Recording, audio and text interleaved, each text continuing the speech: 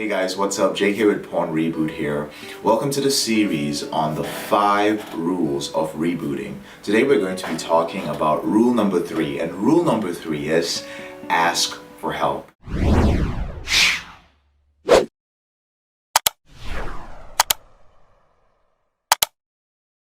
Now, one of the mistakes that we sometimes make as porn addicts is we try to do this on our own. And I remember early in my recovery process, one of the things that I did was I kept it to myself, and I believed that I could beat this on my own because I didn't want people to think that I was messed up. I just didn't want to identify as an addict. I didn't want to be the guy who sought help. I refused to believe that I had let my behavior with porn get to a point where I needed somebody else's help. Unfortunately, this was one of the things that held me back for a really long time. And it's holding many of you back. In fact, it's not just holding you back with pornography. See, my entire life changed when I sought out help because I realized the power of having mentors. Because the moment an individual who had seen the movie before, he had seen this movie of porn addiction in his own life, and he had seen it to the end and he'd been recovered, once he could tell me what was going to happen in each scene, I was prepared. I knew what was happening. And then I could do that in other aspects of my life, in my business life, in my dating life, in my health. Seeking out help made the process so much quicker and easier. So getting help truly improves your chance to recovery, and there are a few reasons why. Now, the first reason why is that you start to understand and feel that you are not alone. As I've said before, porn addiction thrives in secrecy, and you can sometimes feel like you're alone in this behavior. Yeah, I'm sure there's some guys out there who struggle with this behavior, but it's probably not as bad as mine. I'm probably one of the few guys that has a problem with porn, online porn. I mean, everybody watches porn, but I watch it too much. I think I'm addicted to it. It's just too much. When you realize that there are literally hundreds and thousands and maybe even millions of men who are struggling with the same problem as you, it puts your problem in a different perspective. It makes you hopeful. You realize, hey, there's actually a chance that there's a solution to this. Many men found me for the first time and they were shocked. They were like, holy crap. There's actually a whole community of men out here who are overcoming this. I'm not alone, right? And then you find a community. And once you find a community and you're no longer in isolation, then that's when the reboot process can truly begin. The second benefit of seeking help is that you learn how to separate yourself from your addict. And when I say your addict, I mean that voice in your head that causes you to rationalize and minimize your behavior. So let's say, for instance, you have never gotten to 30 days without viewing pornography and masturbating, and you just want to get to 30 days. But you notice that every time you get to 3 weeks, you experience very strong urges or blue balls or whatever you want to call it. And then there's a voice in your head that tells you, hey man, listen, you got to 3 weeks. It's just not healthy to kind of hold it in. You know, this isn't good. This is really uncomfortable. Why don't you just masturbate and let it out? And you're like, okay, well, I'm trying to get to 30 days, but I'm trying to get to 30 days without porn and masturbation. So how about I just masturbate? And you masturbate, but then something happens. When you masturbate the first time, you go like, well, screw it. I feel like crap now, right? I feel so much shame. I feel disappointment that I wasn't able to hit 30 days. You've forgotten all about urges and blue balls, right? You're like, I might as well just watch porn and masturbate and just call it a day. And then tomorrow I'll start from the beginning.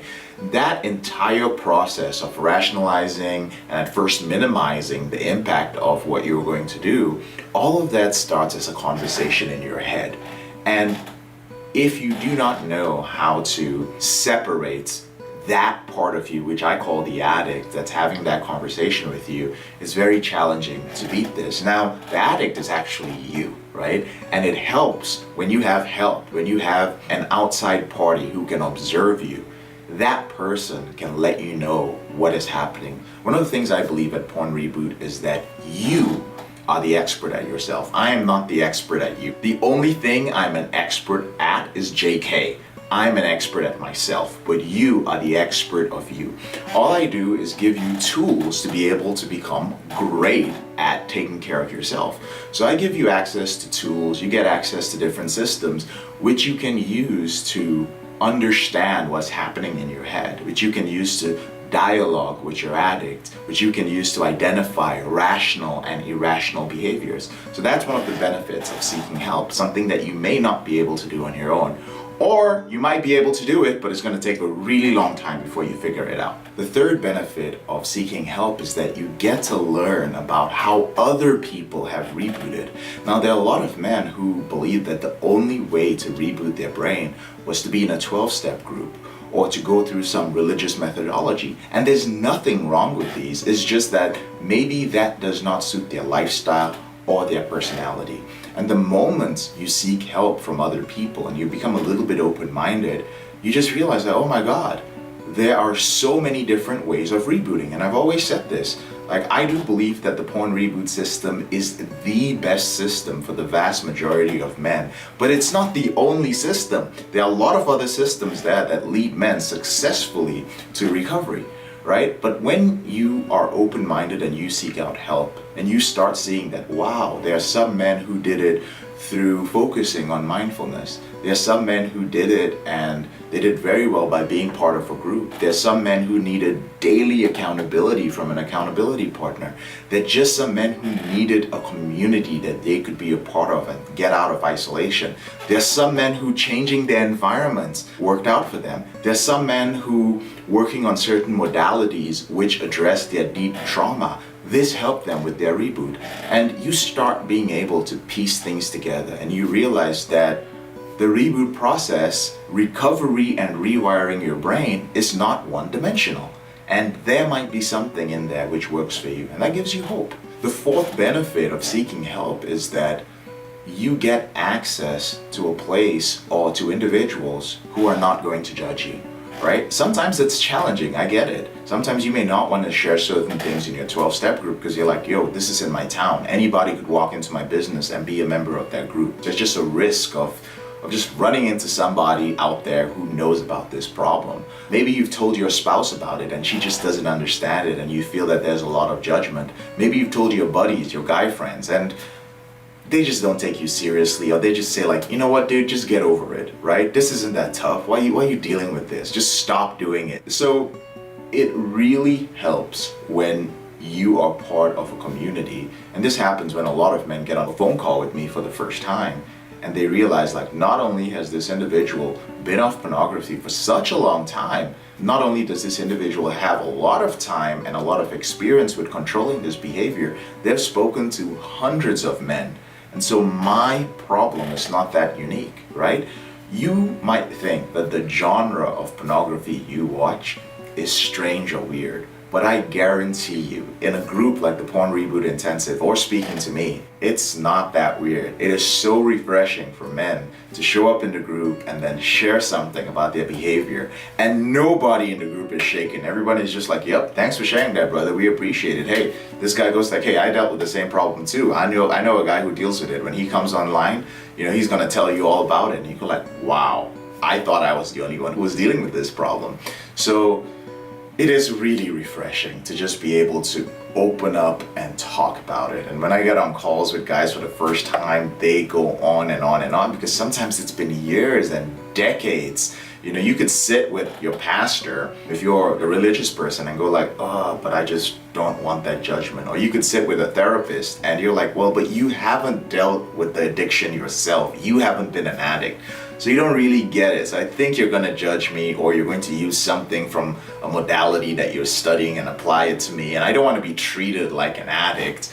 I want to speak to somebody who's not going to judge me, who's like, bro, I get it. You're not alone with dealing with that. It's not the end of the world. We can support you, or we can just listen to you. Maybe you just need to talk about it. That's okay too. And the final benefit you get from seeking help is that you finally are able to release all that shame and guilt. And again, that just starts with reaching out, because this problem thrives in secrecy. It thrives in the dark. And the moment you start opening your mouth and going like, hey man, I have a problem. I'm not able to control it. I feel like a fraud. I feel worthless. I have PIED. I'm not able to have sex with my wife. I don't find her attractive. I'm thinking of stepping out on my marriage. My behavior is escalating. I'm starting to watch porn at work. And on and on and on. There's so much shame and guilt. Once you start sharing this, you realize that it feels as if a huge weight is lifted from your shoulders. And the more often that you do this, the more shame and the more guilt that you release. Many men start feeling happy. And you're like, I don't know why I'm happy. I'm still slipping. But I feel so much lighter. And there's so much more hope for my recovery. And that simply comes by reaching out for help. The moment you get help, that shame and guilt just starts dissipating, all right? So that is rule 3 of rebooting, brothers. Seek help. Tomorrow, we're going to be talking about the 4th rule of rebooting, and I'll see you then.